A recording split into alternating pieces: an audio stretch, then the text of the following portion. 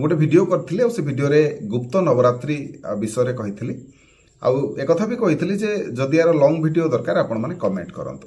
तो बहुत जन कमेंट करथिले आ किछिटा कॉल मध्य आसीथिला सेति यार फुल वीडियो नेकी आसिली। तेणु आपण माने वीडियोटी को शेष पर्यंत देखंतु।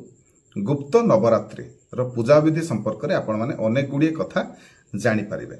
नमस्कार, मु मनोज दास, स्वागत आपण माननकु आजिकार ई वीडियो रे।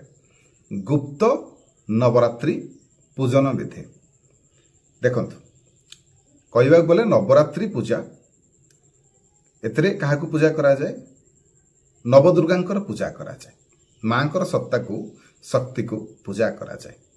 केमिति करिवे पूजन विधि केमिति करिवे देखंतु। गोटे अखंड ज्योतिर आवश्यकता हबो, कलशटी स्थापन हबो, मांकर फोटो दरकार हबो, अखंड ज्योति लगेबे, कलश स्थापन करिकी गणेश आदि देवों को पूजा करिवे। मां नवदुर्गांकर आवाहन हबो, पूजा हबो। 9 दिन पर्यंत चलिबो। प्रत्येक जो 9 दिन रे प्रत्येक दिन अलगा मांकर स्वरूप को पूजा करा जिवो। अलग अलग भाव में स्वरूप को पूजा करा जिवो। आगु को मध्य मु कहिबि केउ दिन केउ मांकर पूजा करिवे बा केमति कोन करिवे। तेणु प्रथमे वर्तमान कोन करिबा ना आपनकर ठाकुर घरे आपण गोटे आस्थान बिछेंतु। गोटे पीढ़ा उपरे आपण लाल कपड़ा बिछे दियंतु। लाल कपड़ा बिछे देकी मांकर फोटो को सुंदर भाव में सजे दियंतु एवं मांकर सामना को ठीक तले पीढ़ा उपरे ठाकुर रहले टिके तले कलश रे कौन करिवे ना किसी अरुआ चाउल अक्षत तले दे देबे। अक्षत देकी ता उपरे आपण कलश स्थापन करंतु। माटीर घट बसई पारिबे, नहले घरे जदि तंबा पितलर ढाळ अछि सेतरे मध्य पानी फुल करिके आपण माने बसई पारिबे। आंब डाळ टिके देबे। आंब डाळ देई सारिबा परे ता उपरे नडियाटिए लाल कपड़ा रे गुड़े देबे। नडिया को लाल कपड़ा रे गुड़े देकी ता उपरे रखिबे। ता उपरे किछि फूल रखिके आपण माने पूजा करिवे।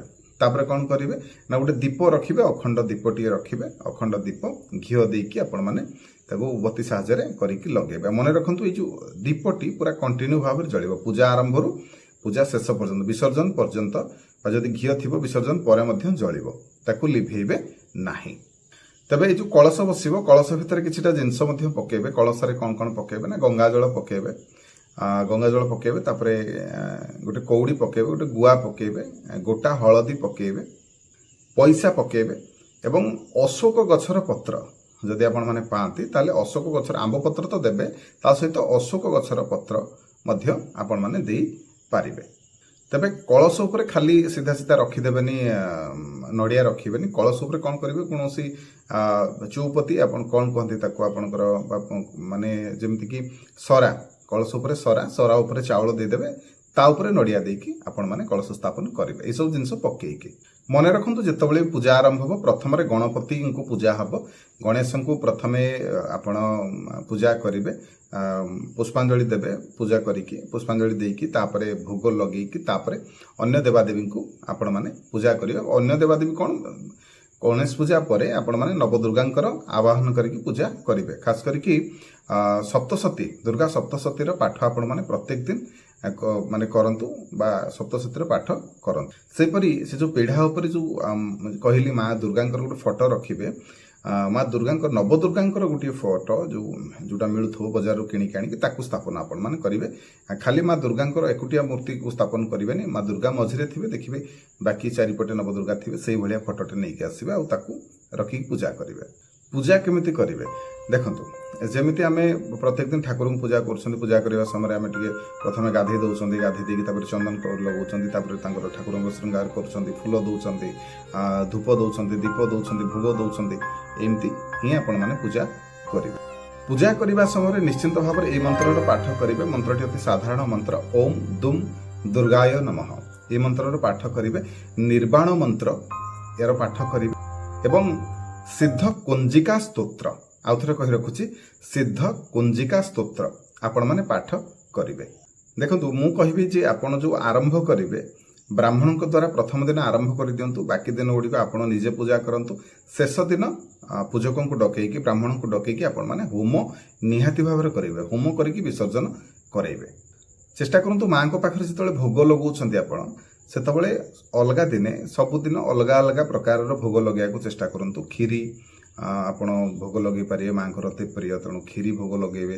ଆଉ ବିଭିନ୍ନ ପ୍ରକାରର ଫଳ ଭୋଗ ଲଗେଇବେ ସକାଳେ ଏବଂ ସନ୍ଧ୍ୟା ବେଳେ 2 ଟାଇମ୍ ପୂଜା ହେବ ସେ ଅନୁସାରେ ଆପଣ ଟିକେ ଭୋଗ ଲଗେଇବେ ସକାଳେ ଫଳ ପଞ୍ଚାମୃତ ଭୋଗ ଲଗେଇବେ ସନ୍ଧ୍ୟା ସମୟରେ ସେମିତି ପଞ୍ଚାମୃତ ସହିତ କିଛି ଫଳ କିଛି ଆପଣ କ୍ଷୀରି ଅଲଗା ମିଠା ଏ ପ୍ରକାର ଭୋଗ ଆପଣମାନେ ଲଗାନ୍ତୁ ମନେ ରଖନ୍ତୁ ଏଇ ପୂଜାକୁ ଯିଏ କରିବେ ଏଇ ପୂଜାକୁ ଆପଣଙ୍କୁ ସାତ୍विक ଭୋଜନ କରିବାକୁ ପଡ଼ିବ 9 ଦିନ ଯାକ ପାଳିବେ ଆପଣ ଏବଂ ରାତ୍ରରେ ଉପବାସ କରିବେ ଆପଣ ରାତ୍ରରେ ଖାଇବେ ନାହିଁ ଏପରିକି ଆପଣଙ୍କୁ ବ୍ରହ୍ମଚର୍ଯ୍ୟର ପାଳନ କରିବାକୁ ପଡ଼ିବ ରାତ୍ରରେ କ'ଣ ଆପଣ ଗୋଟିଏ ଥର ହିଁ କେବଳ ମଧ୍ୟାହ୍ନରେ ଖାଇବେ ବାକି ସମୟ ଯଦି ସମ୍ଭାଳି ପାରୁନାହାନ୍ତି ତାହେଲେ ଫ୍ରୁଟ୍ସ ଖାଇବେ କିନ୍ତୁ ରାତିରେ ଖାଇବା କଥା ନୁହେଁ ଜମା ବି ଖାଇବା କଥା ନୁହେଁ ଆପଣ ବ୍ରହ୍ମଚର୍ଯ୍ୟର ପାଳନ କରିବେ ଏ କଥାଟା ନିହାତି ଭାବରେ ମାନିବେ ସାତ୍विक ଭୋଜନ ମାନେ ପିଆଜ ରସୁଣ ଆପଣ ଖାଇବେ ନାହିଁ ଏବଂ ତା ସହିତ ବହୁତ ଜଣ ପଚାରିବେ ଯେ ଆମେ ଗୁପଚୁପ ଖାଇପାରିବୁ କି ନାହିଁ ଥଣ୍ଡା ପିଇପାରିବୁ କି ନାହିଁ କିମ୍ବା କଫି ପିଇପାରିବୁ କି ନାହିଁ ନା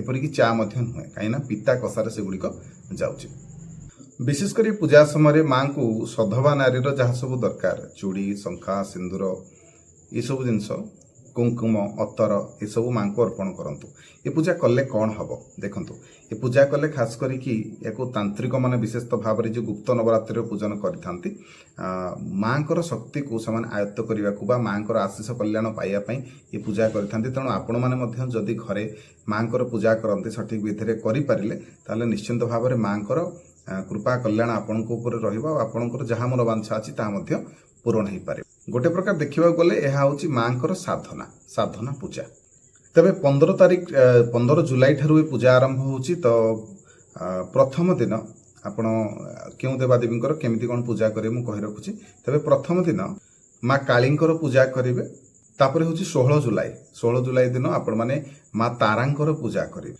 ତାପର ଦିନ ମା ଭୈରବ ସୁନ୍ଦରୀ ତାପର ଦିନ ମା ଭୁବନେଶ୍ୱରୀ ତାପର ଦିନ ମା ଭୈରବୀ ତାପର ଦିନ ଛିନ୍ନମସ୍ତା ତାପର ଦିନ ଧୂମାବତୀ ତାପର ଦିନ ବଗଳାମୁଖୀ ତାପର ଦିନ ମାତଙ୍ଗୀ ମା କମଳା ଏମାନଙ୍କର ପୂଜା ଆପଣମାନେ ଏମିତି କ୍ରମରେ କରିବେ ତେଣୁ ପ୍ରତ୍ୟେକ ଦିନ ଭୋଗଟା ଟିକେ ଅଲଗା ଅଲଗା ପ୍ରକାରର ସବୁଦିନ ଟିକେ ଚେଞ୍ଜ କରି ଭୋଗ ଲଗେଇବେ ତେଣୁ ଏ ଥିଲା ଗୁପ୍ତ ନବରାତ୍ରିର ପୂଜନ ବିଧି ଆପଣମାନେ ନିହାତି ଭାବରେ ପୂଜା କରନ୍ତୁ ଏହି 9 ଦିନରେ ମା ଦୁର୍ଗାଙ୍କର ସପ୍ତଶତୀ ପାଠ କରନ୍ତୁ ନାନା ପ୍ରକାରର ଦେବୀ ମନ୍ତ୍ର ଶ୍ଲୋକ ଏସବୁ ପାଠ କରନ୍ତୁ ମାଙ୍କ ସାମ୍ନାରେ ବହି ଦେଖିକି ଆପଣମାନେ ପାଠ କରନ୍ତୁ କିଛି ନହେଲେ ଓମ୍ ଦୁମ୍ ଦୁର୍ଗାୟ ନମଃ ଏହି ମନ୍ତ୍ରର ଜପ କରନ୍ତୁ ଯୋଉଥିପାଇଁ କରୁଛନ୍ତି ଯେଉଁ ମନୋବୃତ୍ତି ନେଇକି କରୁଛନ୍ତି ନିଶ୍ଚିନ୍ତ ଭାବରେ ଆପଣଙ୍କର ପୂରଣ ହେବ ମାଙ୍କ କୃପାରୁ କଲ୍ୟାଣରୁ ଖାସ କରିକି ଯେଉଁ ନେଗେଟିଭିଟି ଆମ ଭିତରେ ଥାଏ କିମ୍ବା କୌଣସି ଘରେ ନକାରାତ୍ମକ ଶକ୍ତିର ପ୍ରଭାବ ରହିଛି କିମ୍ବା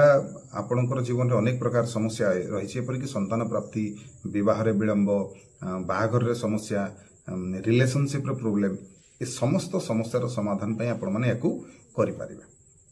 କରିବେ ଆଉ ୟାର ଫଳ କେମିତି କ'ଣ ରହିଲା ମୋତେ ନିହାତି ଭାବରେ କମେଣ୍ଟ ମାଧ୍ୟମରେ ଜଣାଇବେ ଆଉ ଯଦି ଆପଣଙ୍କର କିଛି କ୍ୱେଶ୍ଚିନ୍ ଥାଏ ପ୍ରଶ୍ନ ଥାଏ ତାହେଲେ ମୋତେ କମେଣ୍ଟ ମାଧ୍ୟମରେ ଜଣାଇବେ ରହିଲି ଜୟ ଜଗନ୍ନାଥ ଜୟ ଶିବ।